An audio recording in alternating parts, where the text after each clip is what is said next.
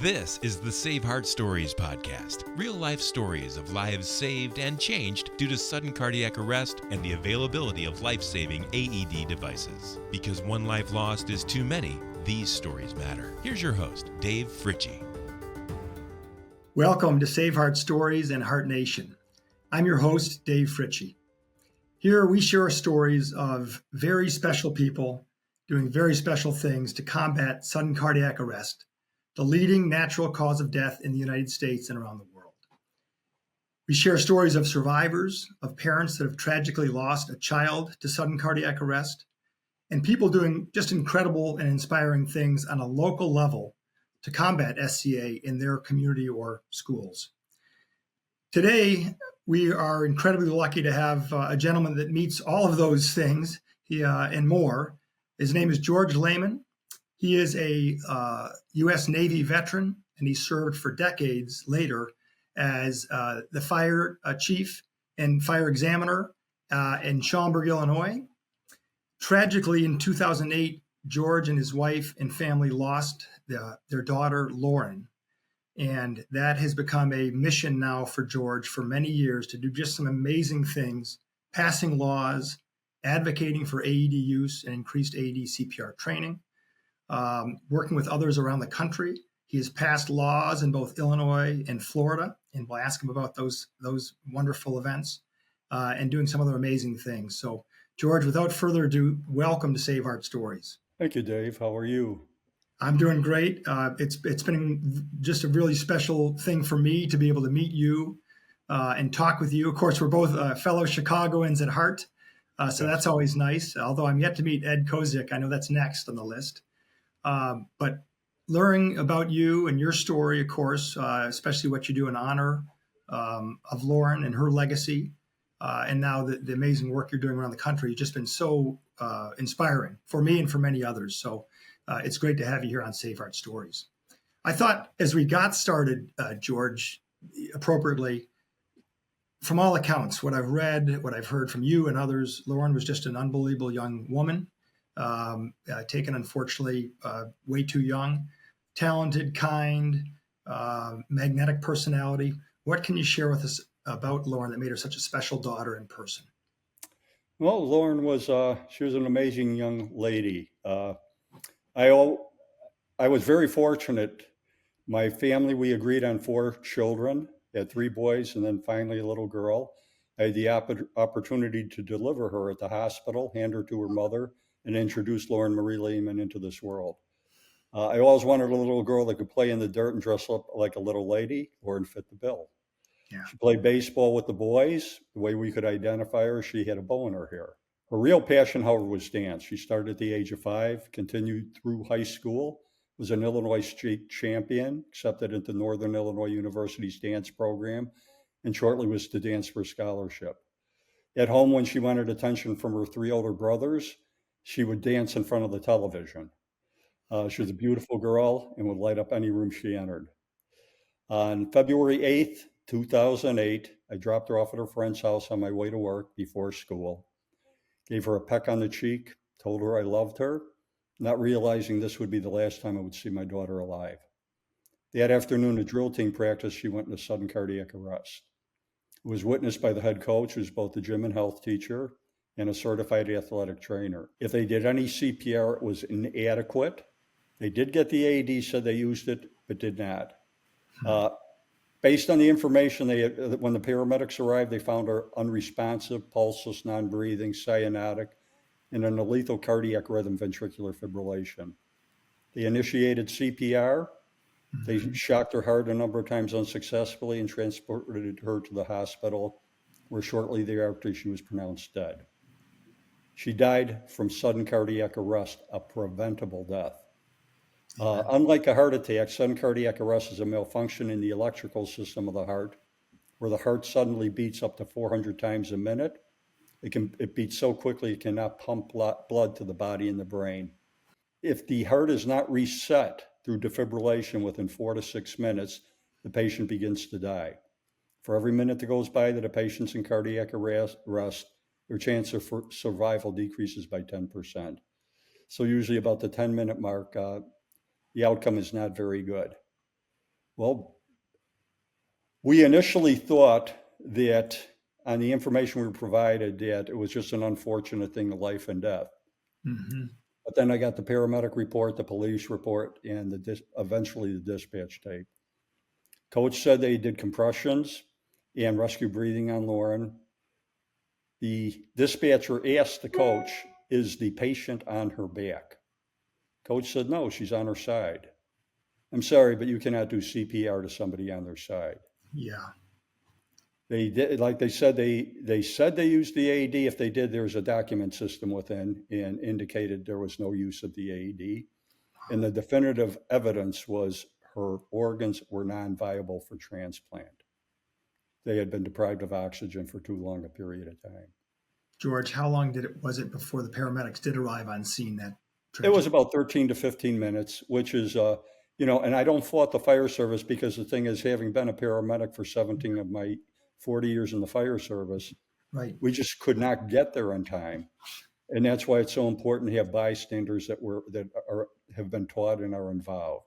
Right. Well, it ended up, it was a situation where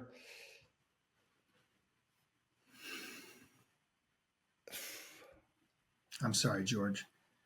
What ended up happening is once we got the information that St. Charles North offered to plant a tree in her name. Well, we declined. Yeah. My wife suggested, why don't we try to get a law passed in Illinois to honor her daughter. She died in 2008. It took till 2013 before we had enough sanity to do anything. Of course. I contacted the Illinois State Fire Marshal. I contacted the American Heart Association and other organizations for support. Shortly, they came back and said, because of the financial and pension crisis in Illinois, that and being an unfunded mandate, that we didn't have a prayer. Well, I'm determined. I love my daughter, and I will not give up. And with tremendous support from Illinois Fire and EMS, the firefighters unions, the medical community, the American Heart, Illinois Heart Rescue, top quality legislators, and personal friends that worked diligently, we gathered on June 5th, 2014, to witness Illinois Governor Paquin sign the Lauren Laman Law. And the law requires mandatory CPR and AED training in all Illinois high schools before graduation. Yeah. And resulting in numerous lives being saved and will continue to be saved in the state of Illinois. And every year, an ongoing generation of lifesavers taught CPR and how to use an AED in our schools. And despite being told we couldn't get the law passed, we got it passed in 8 months. And being a fellow Illinois guy, anywhere, that's incredible. It's especially incredible in Illinois. And George, that's when I first heard you tell me that story, I knew immediately, as you know, we have to tell George's story and Lauren's story on SaveHeart Stories for that reason. Well, thank you. And just God bless you for being who you are. Yeah, you're persistent. That's an understatement. As I've come to know, you're really a warrior. I've told many people that you're an angel among us for the work you do in honor of Lauren and to support her legacy, but also because taking your personal story and tragedy, and now, like you said, you're really educating and teaching a whole cadre of high school, hundreds of thousands of high school students that are really lifesavers now, because they not only know her story now and stories of others, unfortunately, they now know how to react during a sudden cardiac arrest emergency, whereas before they did not. And so for that, sir, thank you. The important part of it is, and a lot of people don't understand, is sudden cardiac arrest can happen to anybody at any time, disregarding age, gender, or activity. That's right. You can be sitting on a couch, you can be working out. Yeah. But what it comes down to, and it's in the United States, we have between 350,000 to 430,000 out of hospital cardiac arrests. The mortality rate is every year. 90%. Yeah. And what's scary is 7 out of 10 occur at home. Yeah. That is why it's imperative we get our students taught, yeah. because mom and dad aren't going to take CPR, grandma and grandpa aren't going to take CPR. But if we teach these kids, not only will they save lives in school, yeah. they'll do it at home and also in public. Yeah, without question. And you and I were brothers from another mother, so to speak, when we spoke initially, because of all those things, people, they may have heard about sudden cardiac arrest. They don't know the stats, or when they do, they're kind of dumbfounded by that it's the largest natural leading cause of death in the United States, but it's also the leading natural cause of death on college campuses and at schools, which is amazing, right? And all it takes is one story, one tragedy like Lauren's, but obviously not everyone's doing what you do with that, and to take that tragedy into triumph is what we call it here on SaveHeart Stories. And it's just unbelievably inspiring, George, to hear your story, hear Lauren's story and what's happening. And what's amazing with you, and beyond what you've done in Illinois to get Lauren's Law passed, for all the benefits it's already done and will continue to do, teaching our youngsters those critical CPR and AED skills. You've been in Florida now for many years, or at least a few years, and you're doing the same thing to improve, or you have done the same thing to improve an existing law in Florida, working with a whole new set of people, whole new set of legislators. And we'd love to hear more about that as well as your story is continued. Okay. Well, unfortunately, Lauren died in 2008. It took until the end of 2013 before we were able to act. And we got the law passed in Illinois. It basically destroyed my family. What it did to my sons, what it did to my wife. We ended up divorced after 40 years. I'm sorry to hear when that. I moved to Florida, I made a promise to my daughter, as long as I'm alive, I'll try to save lives in her name. So when I came down here, I didn't know anyone. And what ended up happening is I contacted the Illinois State Fire Marshal to contact the Florida State Fire Marshal's office, who assigned retired Fire Chief Kingman Schultz from Greater Naples to work, aid, and guide me. I contacted Tiffany McCaskill Henderson, who's the director of the state of Florida for the American Heart. She introduced me to the Southwest Florida ladies, who I started doing the advocacy work. And then also what ended up happening is Governor DeSantis had just passed a CPR AED law, signed a law in 2021. Yeah. Requires 9th and 11th graders through the public, private, and charter schools to be taught CPR and how to use an AED, and recommended for 6th through 8th. Except the way the law was written is, if you had the equipment, you must provide the education to the high school student. But many of the schools didn't have the equipment. So what they would do is they'd take an educational class and watch a video. And in a real life emergency situation, they would not be inclined to act. Yeah. So I decided to try to amend the current Florida CPR AED law. Yeah. And what ended up happening is I did a little research, and Tiffany told me that they had a bill they were trying to get passed through the legislature down here. And it was called the TCPR bill. And basically it was for people that called 911. The dispatchers had the training. If there was a cardiac arrest, a heart attack, or a first aid emergency, on what to do. So I contacted all the reps and senators on the different committees, sent them an email, and basically told them how important it was and would they please support it. Well, Representative Dana Trabulsi in the House was a sponsor. She gave me a call at home and asked me to come to Tallahassee and speak in front of the committee, which I did. Yeah. And the law ended up passing. While I was up there, she introduced me to a number of legislators, and including Representative Hawkins, who passed the CPR AED law. And he basically, and I told him he did a phenomenal job, but it fell a little bit short. And I asked if next legislative session, if I could work with him and amend the law so all the kids could get the training, so it would be statewide. Yeah. Well, unfortunately, we ran into year after year after year for 3 legislative sessions that it can't be done because the public, private, and charter schools are separate political entities and financial entities. Well, again, I don't give up. You had heard that before. It can't be done, right? Oh, yeah. Oh, yeah. And that only made you stronger and more persistent. Well, that's one thing Representative Trabulsi, each time we failed, she basically says, I'm not going away. And she says, that's what I love about you. Yeah. Well, I even tried for last legislative session, I tried for appropriations to, through the states, get the money. I contacted all 67 counties to determine what they needed, found out what they needed, went through appropriations. In the last week of the session, they cut us off completely. So we come into 2025 and everything came into place. What ended up happening is American Heart Association was totally on board. Mm-hmm. Senator Danny Burgess sends me an email saying that I filed your bill on December 17th, which was my daughter's birthday, to honor her, which brought tears to my eyes. Representative Trabolsi said she couldn't sponsor me because she had other committee assignments, but she got Representative Mayfield to sponsor in the House.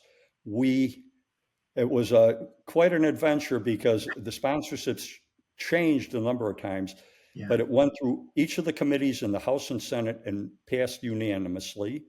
It went to the Florida House floor. The vote was 115 ayes, 0 nays. Went to the Senate, 37 ayes, 0 nays. And then finally on May 25th, or I should say May 21st, 2025, Governor DeSantis signed our bill, cardiac emergencies, into law. And the one other person that really, really helped me out was Dr. Susan B. Davis from Lee Health. Yes. She ended up, yes. We spent a year tramping around the state building support. And she was amazing. Without her, I don't know if it would have gotten done. So, I mean, well, George, so thrilled. Hearing that story, and this is, like you said, May. I mean, this is months ago. Yeah. After years of work, 17, if my math's correct, years after losing your daughter, and 11 years after passing the law in Illinois, you've really been, service has always been your middle name, right? From your naval service to Village of Schaumburg, obviously what you've experienced with your own personal tragedy, but then honoring Lauren to do this for decades, really, and unbelievable work, 2 different states. I'm having trouble keeping all the legislators' names straight, but of course you just roll them off like it's second nature.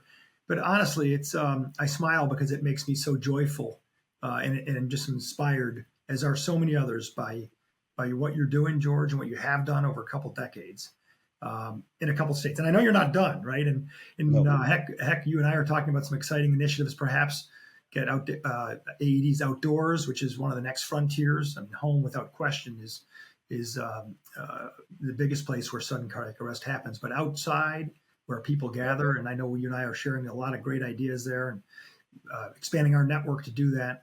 But you mentioned, I hope I'm not putting the cart before the horse, that you're also in process of just written a very special book. I don't believe it's out yet, but is there anything you can share with us about the book of your life, honoring Lauren, and your work now to make a difference, combat sudden cardiac arrest, about when it'll be available and how we can get a copy and how we can help spread the word? Okay, well, I did write a book, which I never thought in a million years I would do, but it's basically, it's called A Father's Promise, Love, Loss, and the Power to Change. I love it. And if you don't mind, I'll just read a real simple synopsis of it, puts it in perspective.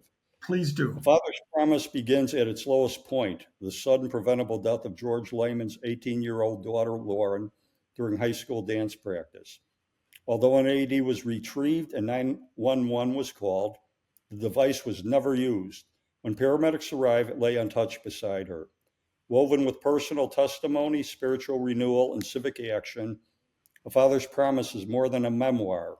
It is a call to action. At its heart, it tells the powerful story of how a father's enduring love transformed unimaginable heartbreak into lasting legacy. And all it comes down to is, I love my daughter, and this is my memoir, the story of my life. I have, unfortunately, the loss of my daughter is when I got the kick in the butt from God, letting me know who's running the show, and it sure wasn't me. And I finally understood what my purpose was in life. That's a beautiful story, George, and I'm really glad you read that synopsis. I didn't mean to put you on the spot, but I'm glad you had you probably could have read that from memory, knowing you, but it was really wonderful to hear, and I can't wait to get my hands on that. I know you're working on some things about how you're going to publish and with some options, but it sounds like maybe fairly soon. I'm shooting for the Christmas holidays. It's probably going to be self-published, probably on Lulu.com and Okay. Amazon.com. Well, we'll And keep I our will let you audience. know, and I Yes. will definitely give you a copy. Well, I'll purchase a copy and some others because I want to share it with our SaveHeart by HeartNation customers and friends and network. And as you know, there's a lot of special people that we both know, that we know individually, and there's more and more people now doing wonderful things. But I have to tell you, this has probably been one of, if not the most favorite SaveHeart Stories podcast that I've done. I am not Joe Rogan by any stretch, but I get to talk with people like you, George, and not just get inspired, but really just share the story then with others, because that's the biggest thing, is taking what we know, what we've learned, good and bad, and sharing that story with others to make a difference. And you've done that in spades. And I just can't tell you what an honor it was to have you with us here on SaveHeart Stories and to be able to work with you now going forward. Thank you. And what I'd like to say is, Dave, what you are doing, I am very impressed. And it touches my heart. And you're going to end up saving a lot of lives, and that makes me feel good. And I know it makes my daughter feel good. One thing before we left, I wanted to say one thing. I wanted to thank any of the people, any of the organizations that gave me the opportunity to honor God, to fulfill my promise to my daughter, and to save lives. Thank you. George, so well said. And I know that you've mentioned to me so many other people. You mentioned Susan Davis and Ed Kozic and obviously Sean Sema, Rafe and Valerie Macaron. And there's others I'm leaving off, organizations, Parent Heart Watch, Sudden Cardiac Arrest Foundation, so many screening organizations, which we're both big believers in. So we're going to be able to thank those people and spread the word. But thank you so much for being here. Thank you to our audience for joining us here on SaveHeart Stories. To hear more stories like this and meet other incredible people like George Laman, although no one's really quite exactly like George, please visit us at www.saveheartstories.com or wherever you stream your favorite shows. And to learn more about SaveHeart by HeartNation, please visit us directly at saveheart.life. This is Dave Fritzsche reminding us all, as George is, to be grateful every day, as I am as well. And we look forward to seeing you next time on another edition of SaveHeart Stories. This has been the SaveHeart Stories podcast with Dave Fritzsche, AED industry veteran and founder of SaveHeart by HeartNation. To learn more about how outdoor AEDs can keep your community safer, call 312-953-6928 or email Dave at saveheart.life. Proudly made in the USA, SaveHeart's highly visible, alarmed, lighted, temperature-controlled, and 24/7 monitored outdoor cabinets provide immediate visibility and access to life-saving AEDs. Stop the bleed kits, Narcan, and other emergency supplies. They are ideal for parks, athletic fields, trails, schools and universities, marinas, business districts, and any outdoor locations where people congregate. Click on www.saveheart.life for more information. SaveHeart Stories is a presentation of SaveHeart by HeartNation.